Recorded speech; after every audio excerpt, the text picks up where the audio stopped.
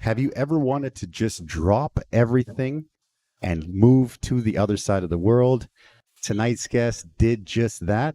He's American acupuncturist Gregory Rosebrook. You're going to meet him right after this. Ladies and gentlemen, welcome to EDDYLIVE. All right, what is up, everybody? Welcome back. Gregory Rosebrook, Hey, my man. what's up, man? It's good to see you. Nice to see you. I Yeah. appreciate it. Sorry, today's a bit of a... It looks a little Everything's bit, little crashing hectic. down. That's cool. Yeah? That's So- life, man. That's life. Brother, the first question I got to ask you, Yeah, my man, is yeah, yeah. why Taiwan? Taiwan. Everybody well, always wants to know why Taiwan. yeah, it's a good question. You know, Yeah. I mean, I Started off. came. I think first time I came here was like Salud. oh, cheers, man. Sorry, I yeah, don't you got wanna to start cut- I don't right. wanna Yeah, cut you yeah, off. yeah.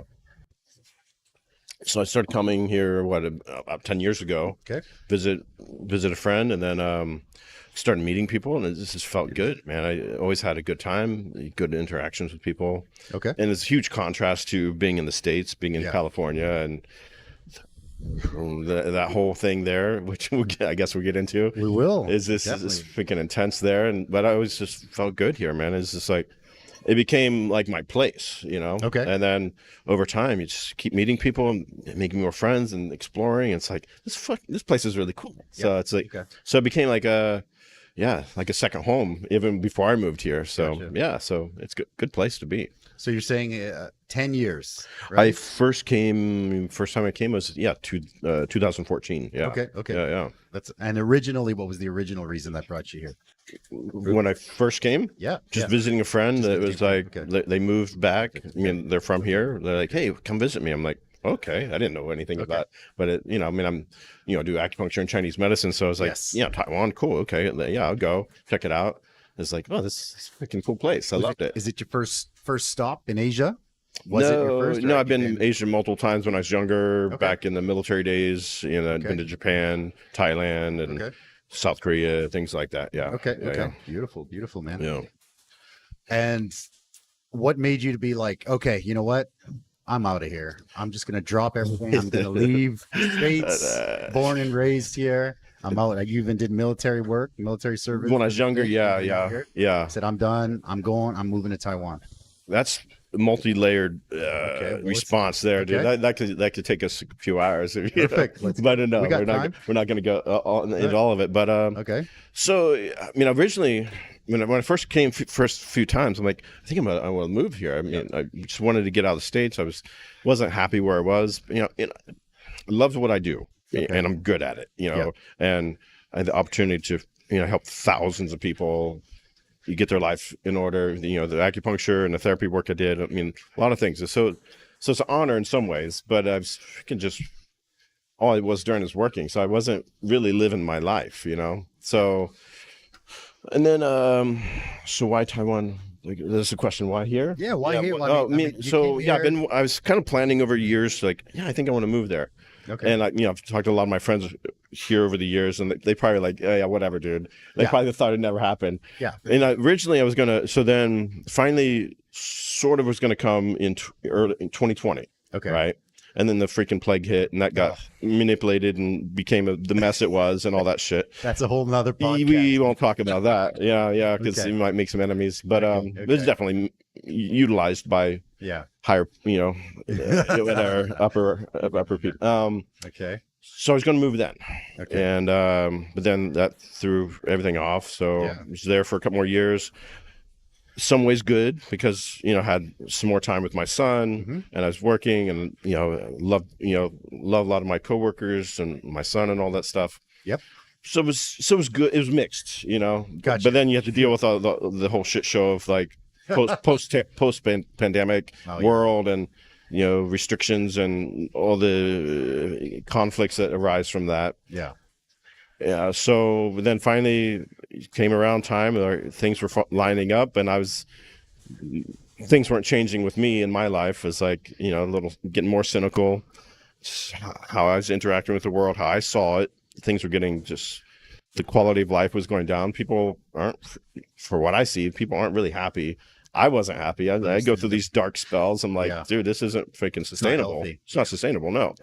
So finally, it just I kept, I was like, okay, I'm going to do it. I'm going to do it.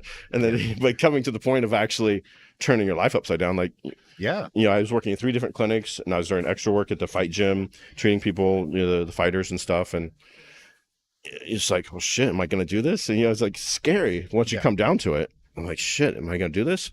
But then I was like, I don't have a choice. I have to do this. Like, I'm not living my life. And like, I feel like, it's kind of a continuation of a old spiritual path I was on when I was younger too. Gotcha. And I believe that like certain parts of you have to die in order to reinvent yourself.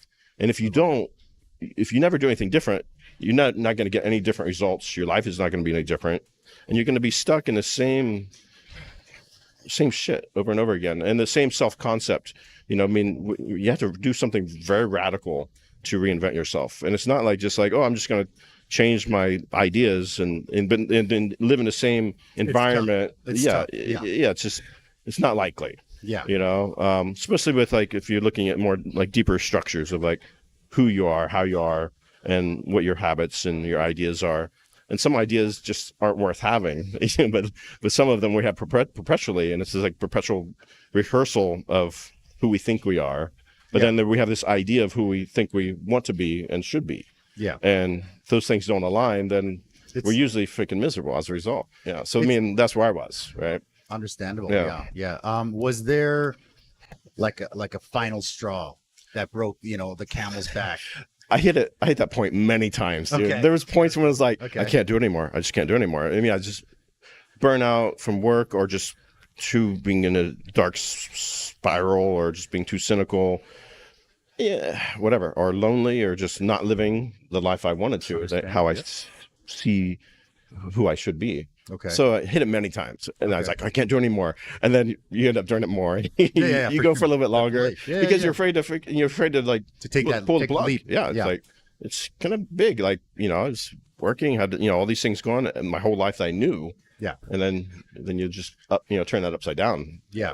It's a little bit frightening. And so how long ago was this, man? Like, it's been a couple months since you've been here? Like, I arrived fully. Yeah, I arrived on January 4th. Okay. Right. I don't even know what month it is. So right now I'm still in vacation mode, to be honest with you. Like a lot of things I want to layer in, like different hobbies, my practices, my internal practices, meditation, or whatever, inner work I want to do. But then my hobbies, I'm still trying to layer that in. Okay. But for the most part, right now I'm taking it easy. I get out, do some hiking, and meet up with some friends, and met some new friends, met some, people in the martial art world here as well, doing some work with them. And so, it's still vacation mode, and it'll probably be that way for a while. I'm starting to layer things in. Okay. Yeah. But I don't want to be needlessly busy with a bunch of things. Yeah, no, you came to not be busy. Yeah, right? Exactly. And to restructure everything from inside out. So that's where I'm at. Yeah. That's awesome, man. Yeah. You were saying that it's hard to pull the plug. Yeah. And it is very hard. And most people would not pull the plug. Because they're born and raised in their country, and they stay there, and that's maybe family's there, maybe something's there that's like it's normal. Like you stay here, everybody thinks I want to go to Mexico, I want to go to Brazil, or I want to go somewhere. But I think most of the people will never go. Yeah, it's true, and I hear that a lot too. Like, like people are like, oh, that was very brave. Yeah, or very freaking reckless. But like, so brave, reckless. It's it's the same thing but different. I think it's all about. You just, you got to live. You just got to take that shot. Yeah. And I've been here for a long time. I planned on coming here for a couple of years. I know you did some military service, right? Yeah, back in the day. Yeah. I actually was going to be a police officer in Canada. So, I have, about as opposite as you can get from what we were chatting about earlier. Yeah. And I just have always liked to help people and stuff like that. Yeah. And I did all my tests, got all the way to the end, and passed the physical and the written and all that stuff. And then when I got to the very end, I think I was 21 or 22. And the very last interview, I failed that because they said that, I come from a small town. I don't have like the big life experience. And I was like, okay, but I mean, like I'm Mexican. I speak Spanish. This is, what are you talking about? Yeah. And they're like, well, no, you can reapply. And I said, okay, well, when can I reapply? They said 2 years. I said, what am I supposed to do for 2 years? Yeah. To get life experience. So All right, I you see decided, it, I decided finishing my soccer coaching job in Canada. Yeah. And then I came here, and I was kind of also in like a place where I wasn't that happy. And I was like, I'm getting out of here. Yeah. And I'll come back a new person, refreshed.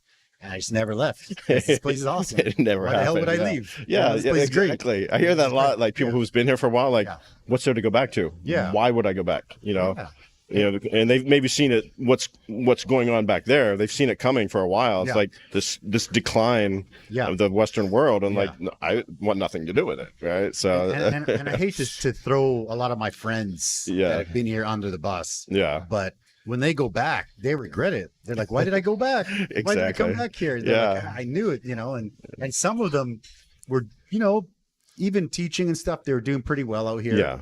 And, they got to meet some women, and they got decent jobs, and they get to travel from, Taiwan is like a hub. You can go to Thailand and you can go anywhere, right? Yeah. And, then they went back home and, they partied for a couple months because, all the money that they saved here. Then they went back, and then they're broke again. One of my buddies, he went back to States, and I swear the guy looks like Captain America, right? And he'd come out here, and he's like super fucking great looking dude. Yeah. And he's like super fit. And he could never get out of that mode of like overthinking it. Like, he's like, well, what should I say? What should I say? I'm like, here, when people look like you don't have to say anything. You just show up. Just walk in. Because you're you. Okay. It's basically Captain America. Nice. And so he was just overthinking it. And then when he went back, and the last I heard, he went back and he was working at the liquor store. And I'm like, dude, you were the king of this island. Like even I was like, okay, you're the man. The story of wasted potential. I'm like, yes. I'm like, dude, you're the man. So yeah. But anyways, so most of the people that I know that go back, the men that go back there, they're not too happy. No, I mean, I wasn't happy before I left. What's going to change? If I go back, Exactly. Things there aren't changing. Well, they're changing probably for the worse. The quality of life is going down. So what? Plug into what? It doesn't make sense. I also feel this time when I went back, I felt definitely very different. So I hadn't been back since pre-pandemic. It was like 5.5 years. Yeah. So it was very different. Very different. Yeah. And I love Canada, and I love going back to visit, and I love my family. I love my parents. I'm super happy that, I love going back there. I love going back to see my friends. But it was definitely a very different feeling to go back there. And pretty heavy vibes. it was pretty heavy vibes, and it was pretty like it's pretty woke. There was a lot of really weird things. You can't say this, you can't say that, you can't go there, can't do this, you can't. And I'm like, what? I'm on vacation. I thought I just came to hang out with. I'm a tourist. Like, what are you talking? I am a tourist here. So why can I not just do anything, right? Yeah. And speaking of wokeness, I think that you're from California, right? Ooh. So that's kind of where it started, all that stuff. Yeah, right? that- I think, or At least is it crazy there, or what's up with that? Yeah. I mean, you have to be very careful what you say when in all these circumstances. I mean, particularly like I was working in the medical field. Sure. I mean, you have to be very cautious. You can't even if you don't take a side, but like you approach things somewhat philosophically. Okay. And I have are policy based, and like there's certain things that historically are okay or not okay, or moral, the moral structure around things or whatever.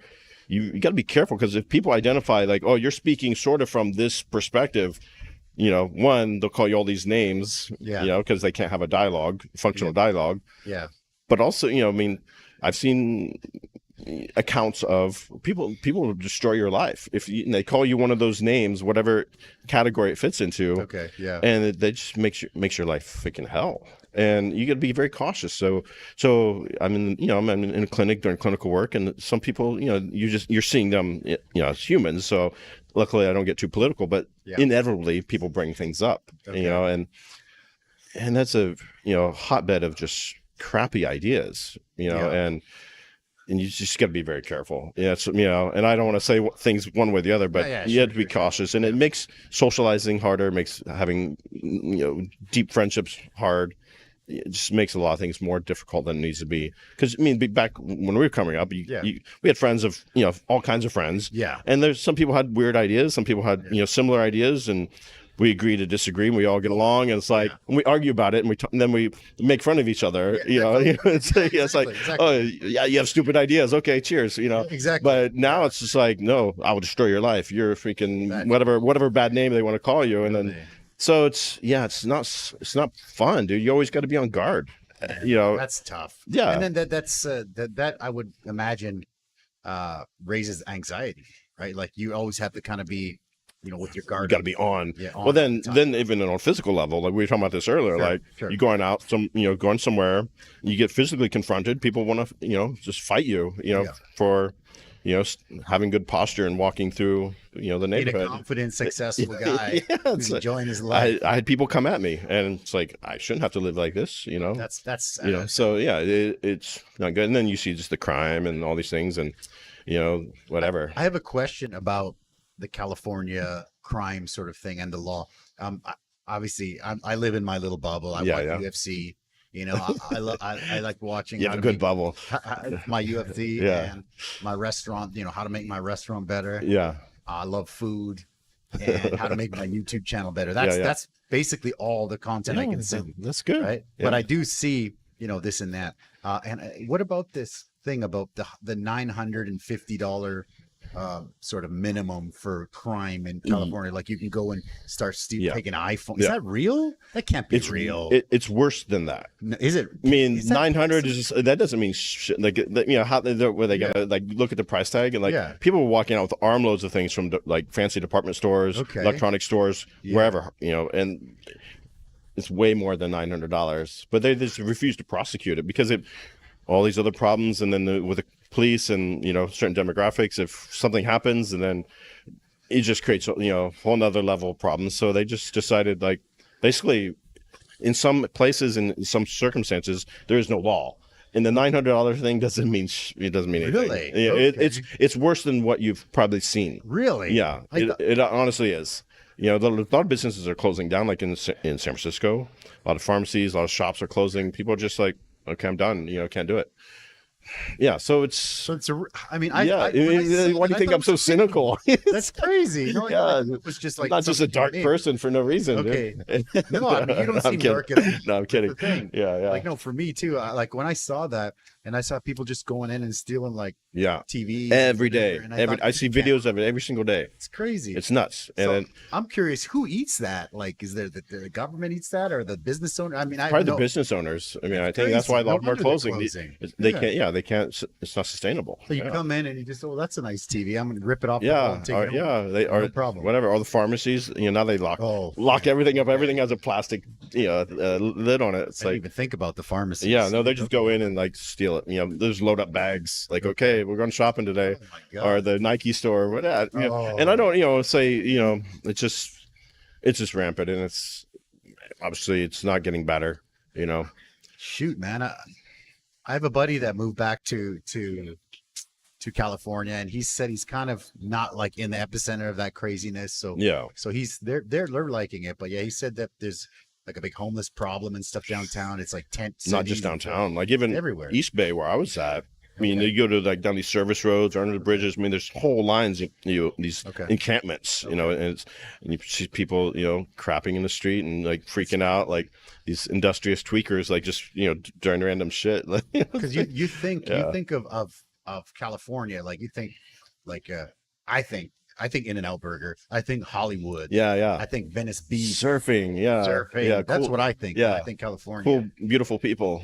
People like blonde women with like this like bronze tan. Like that's what I think. Sounds cool. Sounds neat. Yeah. But I think most people I see in like certain areas, everyone wants to be a freaking gangster. Like there's like the people identify with that. Even like just normal people. It's just like the toxic aspect of like pop culture is just like I've seen a lot of the like I grew up so my dad's like an old rock and roll guy. So like Led Zeppelin and all that stuff. Classic rock, right? My mom, they're both Mexican, but my mom, we listen to all the classic Mexican stuff, cumbia and stuff like that, right? And then I grew up, going through like rap and all that. So I got a pretty good, good mix of stuff. But now when I see this stuff, I sound like an old man. When I see this stuff today, like it's like everybody's tattooed up. Yeah. And it's crap music. And I'm like, what? Am I old or is it really bad? What's yes.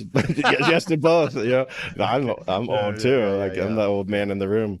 But no, it's just so much. Yeah, it's just Joe.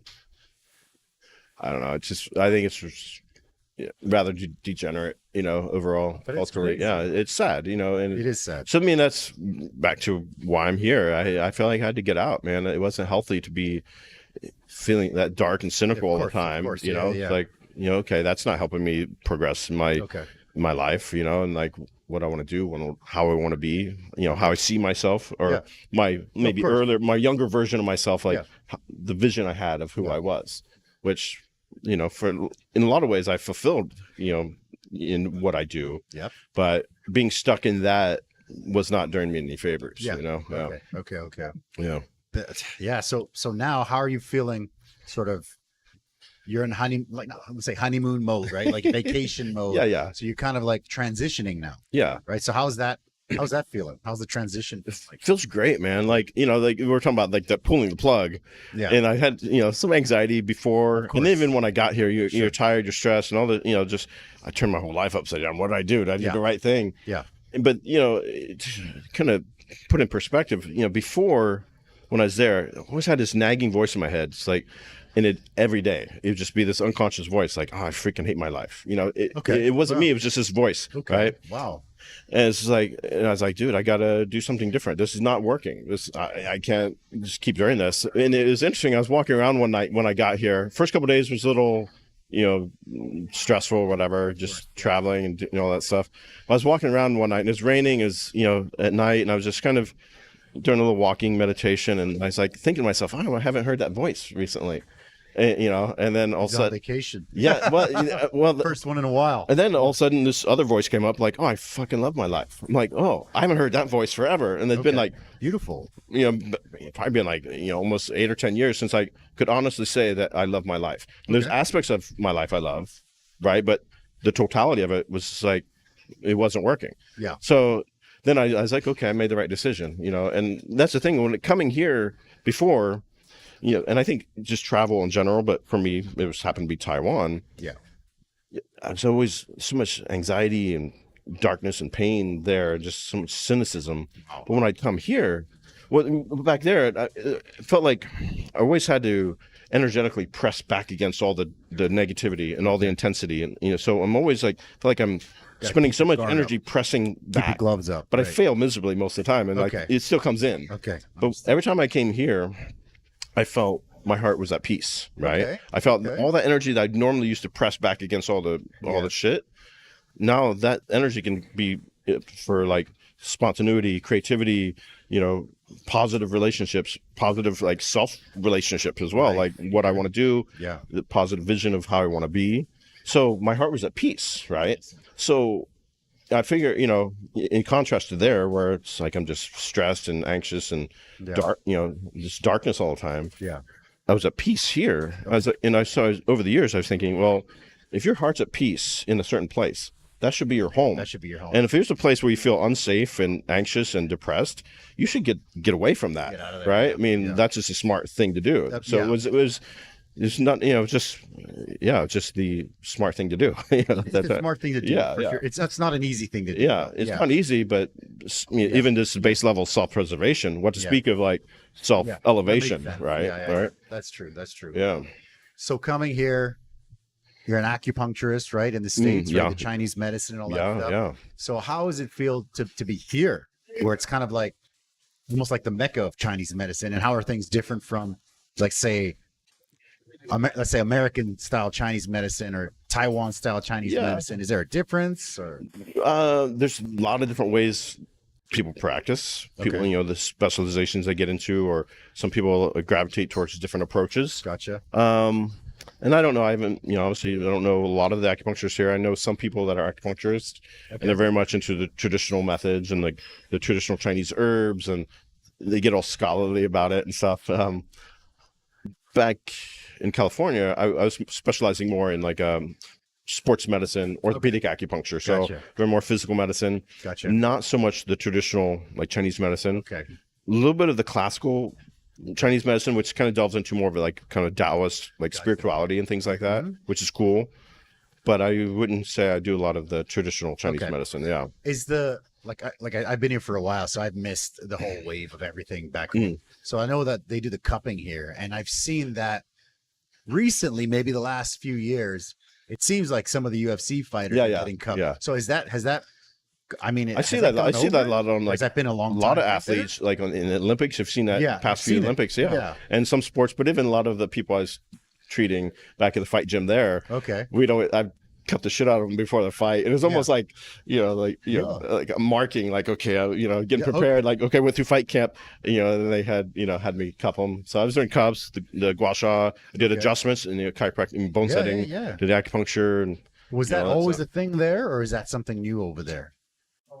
I think it's been relatively new. Yeah. I mean, one of my first gigs out of grad school was at a sports medicine clinic, and they were trying to integrate it. And at that time, it was being integrated into a lot of other, hospitals or like pain management clinics and things like that. So it's definitely from the time I was coming up, and before I went to grad school, I was apprenticing and did this whole other thing, which maybe we'll get into the history of how I got into it.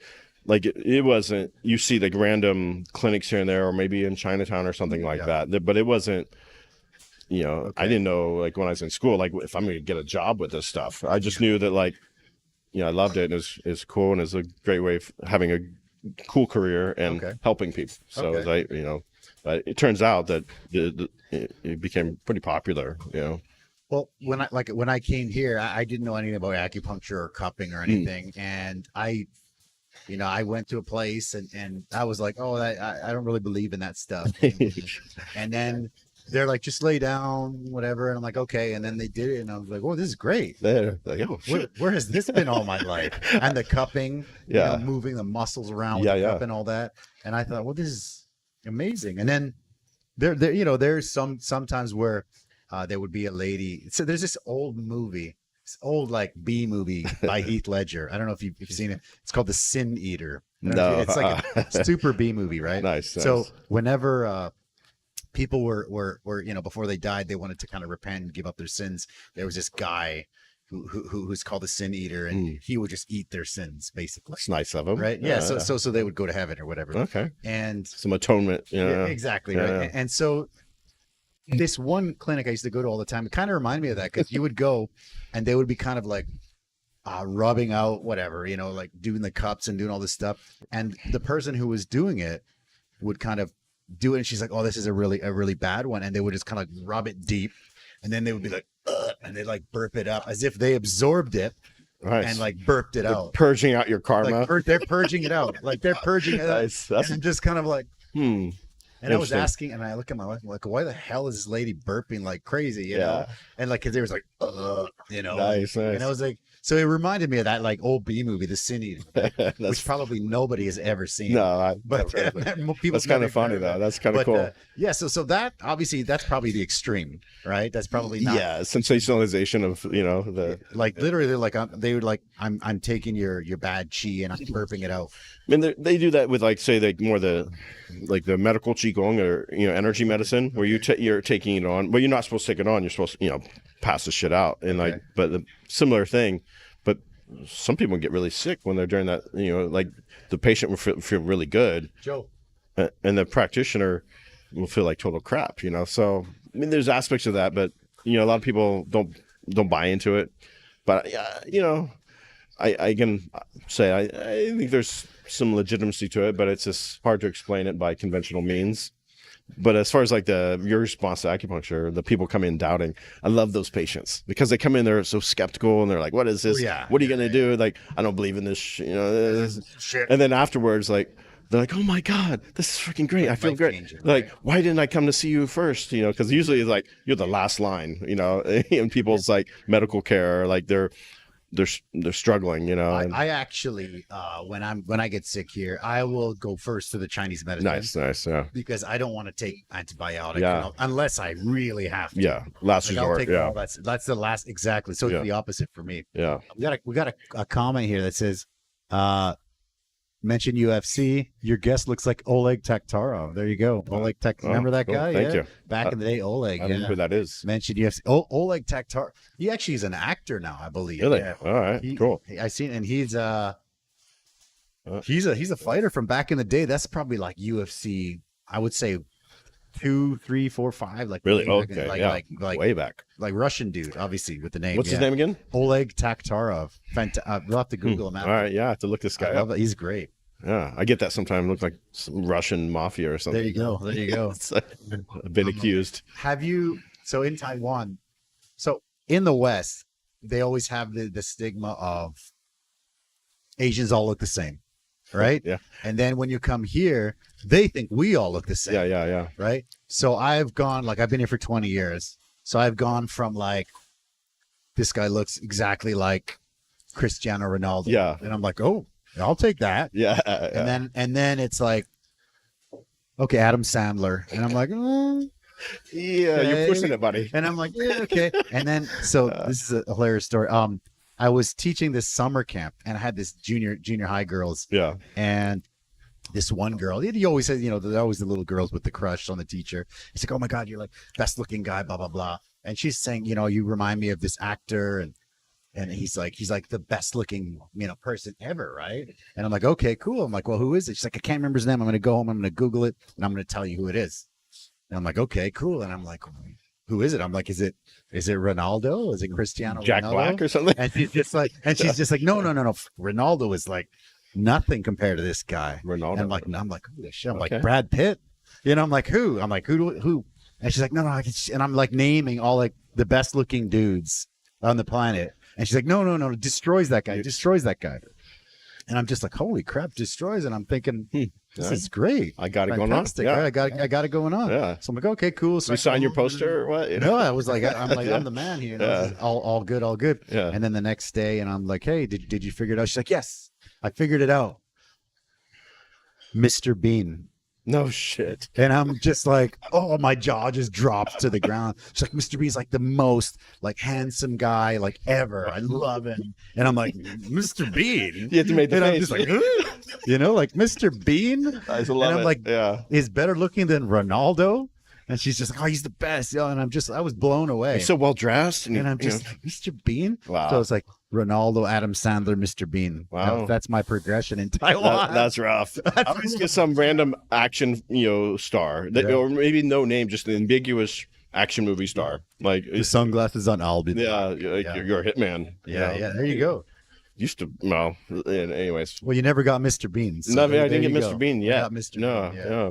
We'll see. That was a shocker, man. Yeah, that's a letdown. It's a huge letdown. So, with your background, you have background in martial arts. Yeah, right. Yeah, I mean, there's some, over time, a little bit of that. Yeah. And that's how I got into acupuncture. Okay. Some too. And how does that connect? Yeah, so it goes that. Well, acupuncture. I think the acupuncture started. Like the seed for it was like when I was a little kid. I was always spaced out and tranced out. Grew up in the country, and I was always out just out in the woods and talking to animals and shit. Yeah, it's like, and it was interesting. I had a vision of myself when I was very little, and I was this kind of wandering, kind of monk, sage, healer dude, but also like protector. That was like maybe a superhero. Maybe it's from like watching Star Wars or something, but like in my mind, that was like my vision of me when I was older, right? Yeah. But then actually a lot of it came to pass because I got into like, some different spiritual traditions at one point. I was a monk at one point. I was a bodyguard at one point. Got into martial arts and all this stuff. But then, before I went to grad school, I had apprenticed with some different kung fu teachers, and this other old Chinese lady was my mentor for acupuncture. And I was going around before I went to grad school. I was like working kind of under them, and I was this traveling kind of doctor, healing all these people, during herbs, acupuncture, and all kinds of weird stuff. Hypnotherapy and all kinds of neat stuff. Yeah. So it became like that vision became real. But so as far as like the martial arts go, so I left small town Ohio, got in the military. I was in the Navy. Wasn't on a boat or anything, but I was built weapons for the Navy, which is like a neat job. That's awesome. Yeah, okay. like like Tony Stark. Yeah, no, it's like freaking pretty high, intense. But then when I got out of there, I was living in Guam actually. Okay. It's kind of this neat mix of like, it's a miniature Hawaii, but it's kind of Asian-esque, and it's did kind a lot in the middle, right? Yeah. So I got out, and then I was I got recruited for different things.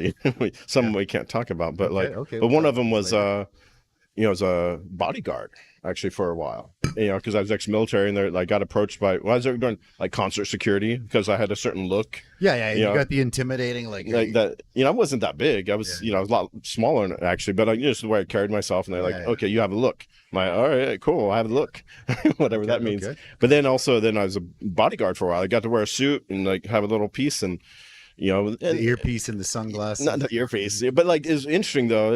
I wouldn't know this if I hadn't lived it, but like Guam's like this little playground for like kind of weird, corrupt shit going on. Is it from people like, it's like this middle ground between the States and Asia, and so it's like, it's like so there's weird things going on. So some of my clients were just weird, shady people, and I saw a lot of just things were like going fast. All these things were happening, a lot of crazy shit around me. I was like, oh, this is intense, So, but then within that, when I was a bodyguard, and then some people I knew in the military, a lot of times we just spar, we just fight, and cool. People had their different styles they studied, and some of them were just like street fighters or whatever. But it's just like this thing people do in the military. We get together and we all throw down. Yeah. And then when I was a bodyguard, I worked with some other ex-military guys. Yep.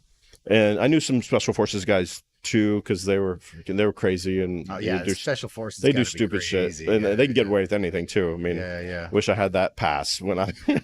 But anyways, so a lot of times we're training together, work out together, run together, go hiking, and then we're just all throwing down, and that was just kind of what you do. And then when I was doing the bodyguarding, a lot of it was like more for security bodyguarding, and so like a lot of different takedowns and like protection, personal protection stuff, and I was like, oh, this is cool. So and then when I was there, did they just throw you into that, or was there like, okay, you got to take this? You just meet these guys, and I was young. Does this twist this? I was young too, so I was just like, let's do it. Let's see, I mean, you go out, you're doing whatever, you're out, hiking around, you're playing the ocean, and like, okay, drink some beers, and everyone ends up fighting. This is what you do. Yeah, that is true. But then, so as I was saying, like, there's just a lot of shady stuff going on around me. People I knew, people got disappeared, whatever, And I had met this older dude, had been a monk and had been a world traveler, and he studied all these different traditions. Actually, a couple of people, my first mentors were there. Okay. And, one was more of a spiritual mentor in all these different traditions. Another one was like a mentor for like the more the kind of energy arts, the Taoist cultivation and that whole thing, and some kung fu as well. And that, so with some background in just roughneck martial arts, but then got into more traditional martial arts, some of the kung fu things and some of the internal practices and the meditation thing, and then with the spiritual things coming together. So I kind of went down that path. And actually, when I came back to the States, I was a monk for a while, right? And it was just... So when you say you were a monk, how what is it like? You had I lived in a temple, shaved his head. I lived in a temple up in the mountains, and did the whole bit for a while. Really? Which is, and then there's all these people that come there. They don't strictly follow that one thing because it's America. So everyone, I studied this, so you end up learning from all these different things from all these people. It's like too. MMA school. Yeah, exactly. It's like spiritual MMA. So that was kind of intense and interesting. But so the martial arts and the kind of the spiritual thing kind of all evolved together.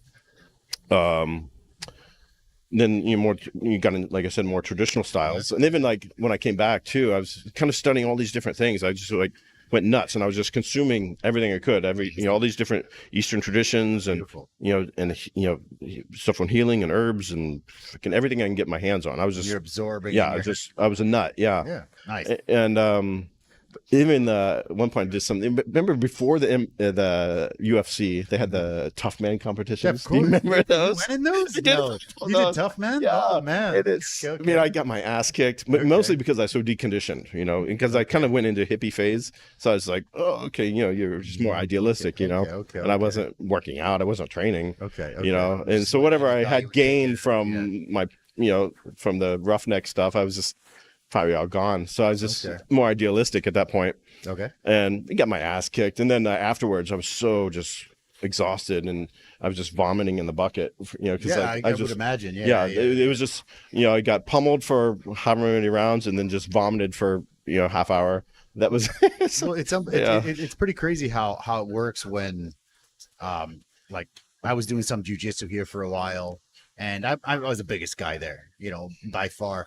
But a lot of the guys, Taiwanese guys, you know, 1 belt above or 2 belts above, half my size, half my weight, got my ass kicked all the time. They hand it to you. Yeah, it's just like, here you go. Would you like this back, sir? Yeah, like your ass back? Yeah, it's like, holy crap. You know, you're just sitting there. It's crazy how when somebody knows what they're doing, you're just like, wow. You think you know a little bit, and you're like, my first day, you know, a guy took my back, and I kind of like, you know, waddled over kind of to the wall, and I peeled him off with the wall, and they're looking at me like, what are you doing? And I'm like, well, Habib, you know, and they're like, we don't, it was like black, what was it? Wakanda Forever. It's like, yeah, we don't do that here. I'm like, oh, you don't peel people off the wall, you know? That's not how it's done. Yeah, that's not how it's done. And it's funny because another time, one of my buddies, he had my back, and so I kind of like had him against like a bit of a corner, and I kind of like loosened up the legs, and I was spinning around because I watched a lot of UFC. So like Anthony Pettis, loosen it up, spin out, and then I end up on top. Yeah. So while I loosened them up and I spun, he kind of like squeezed, and he like crushed a rib. It hurt so bad. Yeah.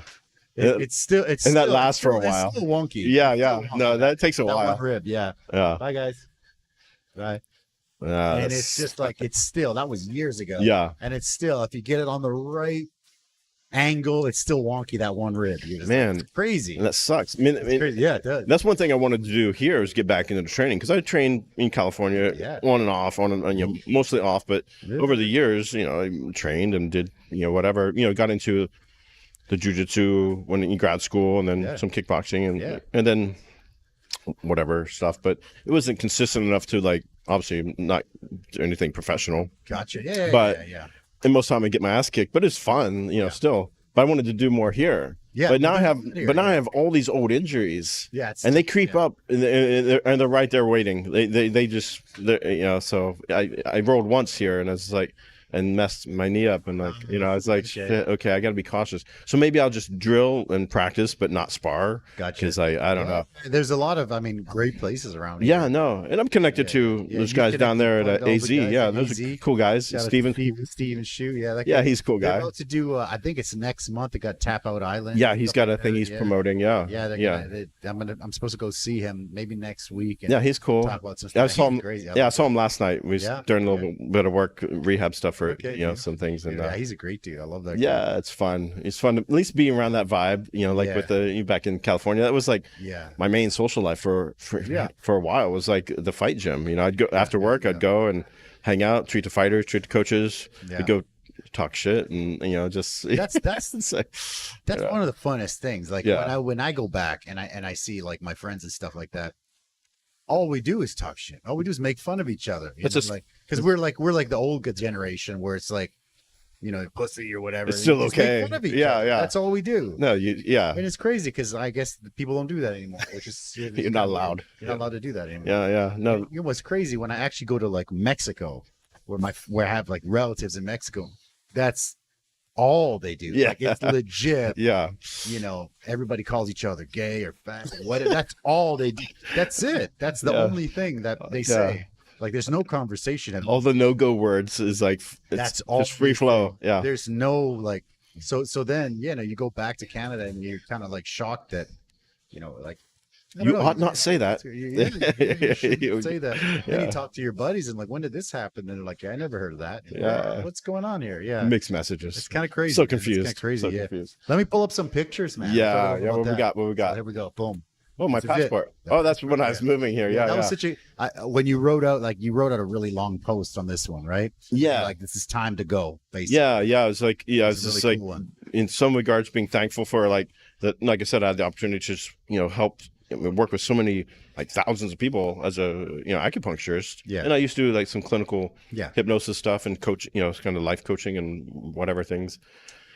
And and then had my son, beautiful human, amazing person, and like so that's what it's about. Successful father, I feel, and but it just kind of hit that point to where you have to go, and I had to make that decision. Okay. So I wrote a nice long thing, and it's kind of my way of saying bye to people who I didn't get to see. Yeah, and it's like, hey, wish me luck, my journey. It's like this. Whatever this is, it's a sabbatical, it's a spiritual journey, it's a rebirth, it's all kinds of things. Whatever it is. But that's what it is, Yeah. So that's that was beautiful. Love that. What's this? That was such a good picture. I had to use that. The Taiwan flag. That's funny you pulled that up. I don't even know where that is, man. There's some museum out in what's it, Zhongyi? Somewhere out there. Oh, really? There's like this the forgotten soldiers or something. It's about these Taiwanese soldiers that fought in the Golden Triangle in Burma and stuff back in I think around the Vietnam War era. Okay. Anyways, interesting little museum, but they had this thing you can picture. Try on the guns and stuff. Yeah. Looked cool. Try the gun. I've been part of the Taiwanese Defense Force. There you go. Yes.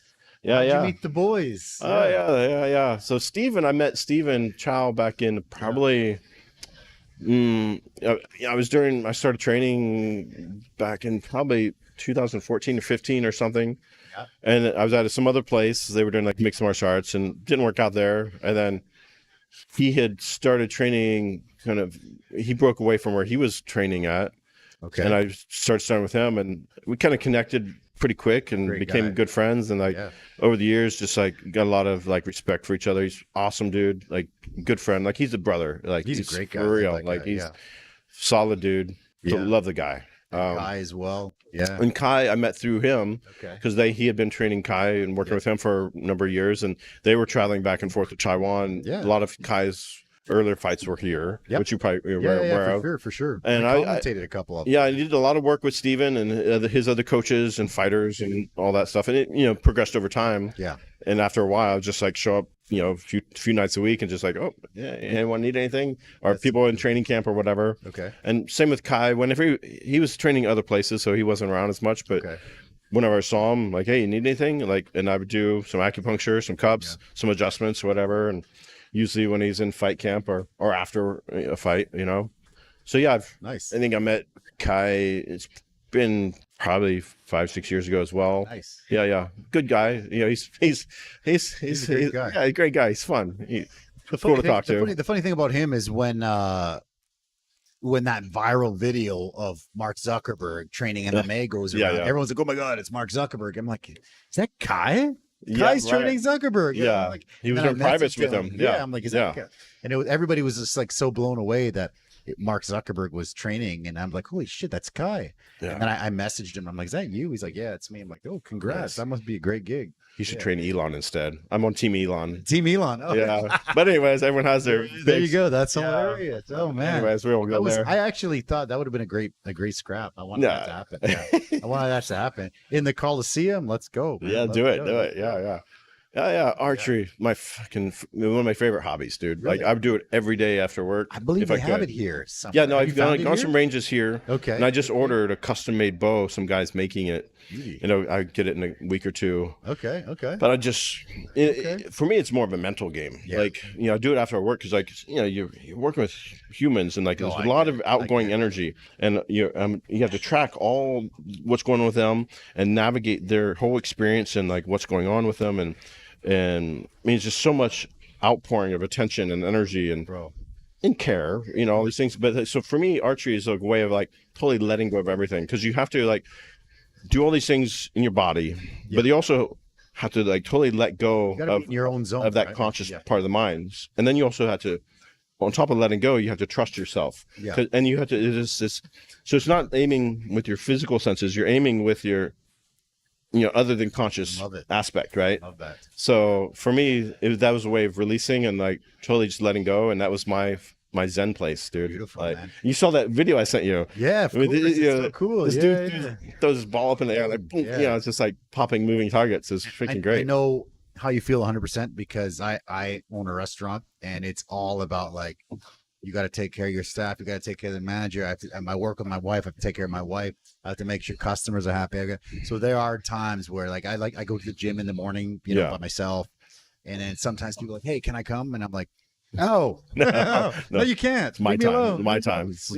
And then, so that, and then like just deep diving. Like if I just get my laptop and I have a few hours, I'll just deep dive on how to make my business better. Nice. How to make my channel better. That's it. That's I mean, and then UFC. You got to prioritize, dude. Like there's so many things that so many things that I'm interested in that I want to do. But years back, I'm like, no, okay, I need to have like prioritize 3 major like skill sets or hobbies. Exactly. And then if those are become automatic, and I feel like there's some degree of mastery, get another one. I'll add another one. Yeah, exactly. But there's so many freaking things I want to do. Like, oh, I'm gonna play guitar. I mean, I do play drums, and like, okay, I want to get really good at drums. But then I'm gonna do all these other things. Like, I want to surf, I want to skateboard, or whatever. Yeah, I want to do martial arts. You know, but you can't. You just can't. do them all, it's not freaking realistic. So you want to get that freedom of you know, you just you got to do it. Love it. I got a few more. Oh yeah. Love that. Sure. Yeah, that's my son. Yes. Yeah. That was back. I was, how old was I? I was probably maybe 25, 26. I mean, I was 25 when he was born. So he like 2 there. I was probably like maybe a 1 or so. Yeah. So I was probably like 25, 26, maybe. Yeah. Back in my hippie ex-monk days, you know, long hair. Yeah, I love that. Yeah. No, he was a cute baby. One of my cousins had hair like that, and I couldn't because my hair when it grows out, it's like remember Kid and Play, that one dude with the hair would just kind of go up. Nice, yeah. That's how my hair would go. Yeah. I love it. Yeah, being a dad is one of the best things. It's the best thing in the world, man. I love it. Love it. Yeah, it's another level of love and success. I mean, that was honestly my son is the first time I experienced love in this world, in this lifetime. I understand. And it's the most powerful thing. People have no idea. Like me, I don't know. People use the word kind of like, I think kind of cheaply. Yeah. But like, that was the first time that like I had that real sense of love, and that drove me to become so much better because maybe I didn't matter enough to myself to like do what I need to do to like become who I should be. I get it. But when you have a kid, like at least for me, that was like, it was like a spiritual calling of like, okay, dude, you got to get it. You got to do it. Goggins mode. Yeah. Freaking powerful. It was powerful. I agree. 100%. Still is. Yeah. It still is. Yeah. Yeah. Same with me. Bye guys. Thank you. Talk soon. Yeah. Boom. Looks like you get. Is that Steven? Yeah, that was here. Yeah. Okay. Yeah, I was during. I think that's the first night I met Steven. And I have a friend that goes there. She introduced me to Steven in the gym, and I'd done some acupuncture on her when she was visiting California. Beauty. And then so I was like, hey, you want to, some adjustments? I was doing some chiropractic adjustments. Yeah, that's usually the case. Within a few minutes of meeting someone, I'm usually have my hands on them, perfect, cracking something or twisting something.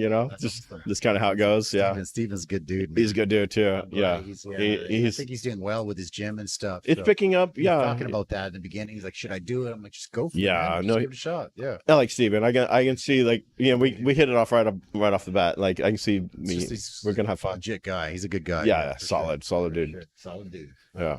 Haha, turtles. There with the Ninja Turtles. Yeah, that was some little PKB event back down in California. I think I don't. Kai was there. I don't think Kai was fighting, but then I think some guy from Taiwan was visiting. He fought there. Oh, really? Some of our guys from the gym fought there, and I just took the opportunity, like, oh, hey, I'm hanging out with the Ninja Turtle. That's such a cool picture. Yeah. I mean, yeah. When's the last time you get to hang out with the Ninja Turtle? Exactly. Yeah. When's that? One more picture, bro. Yeah. What do you got? Oh shit! That's such a good picture, bro. I was pull that one, dude. Pull that one, bro. I better have a drink. We had to talk about the military one, brother. Yes. So yes. All right, another drink. Such a good picture, dude. That was got to pull at least one fresh young in there, dude. Yeah. That was like straight out of boot camp. Looking good. Yeah. No, that was I left small town Ohio, got into traveling around the world, figure myself out, found all kinds of crazy shit along the way, you know. And that's where I'm at now. It's like, let's So similar time, like, okay, then it's like leaving everything behind, right? And you're like going out in the world, have no fucking clue what's going to happen. Yep. So this little journey now is kind of similar. It's like, I'm trying not to over plan it, over control it.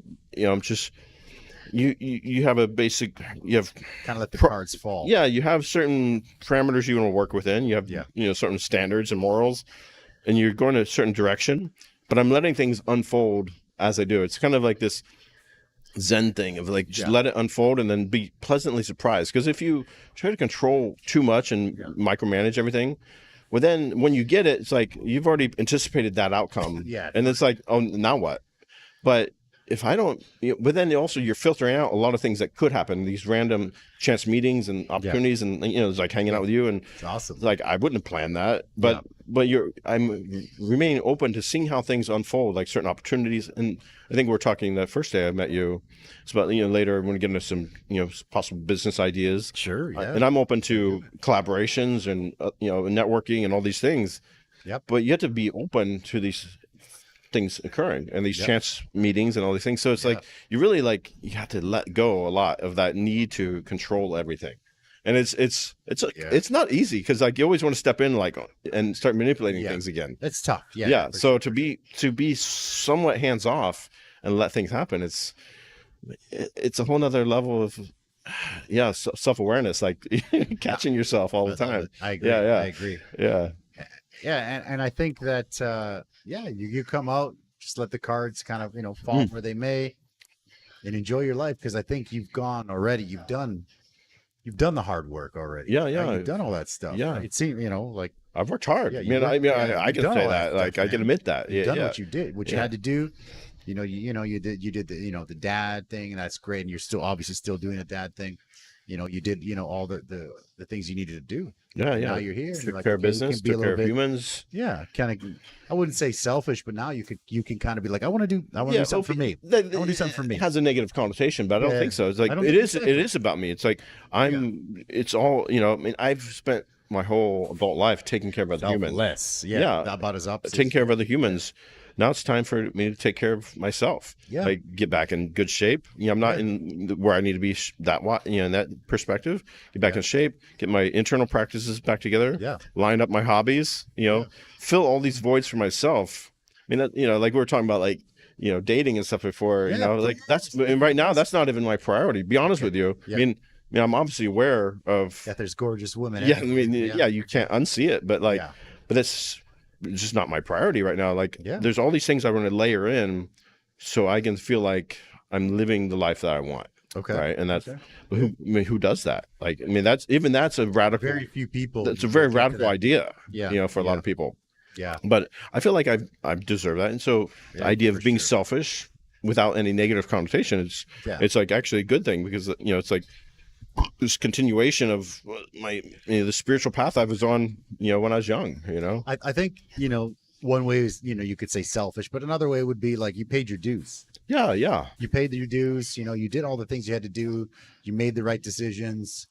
I made some shitty decisions. Well, so did I. Man. I made a lot of shitty decisions, dude. Well, here's the shitty decisions. I made some bad and making it through, You know, you get it done, and now you're here. You know, you're in Asia. It's beautiful place. Beautiful people here. So many opportunities, and you know, you're plugging into the community. I want to network, and I may do some work with some of the other fighters and meet some of the people from the other gyms, and so maybe still continue some of the rehab work. But it's also a good way of networking, because, you know, I'm not just a bum hanging out. Like, I have something of value to offer. So it's a good way of networking and meeting people, and that may lead to business opportunities, collaborations in the future. So I don't know. I'm letting it kind of do its thing. Beautiful. And in the process, I'm enjoying my life. Enjoy the ride, man. I mean, you know, like I always tell my daughter the same thing. You know, she goes to local school, so sometimes there's a lot of pressure and stuff there.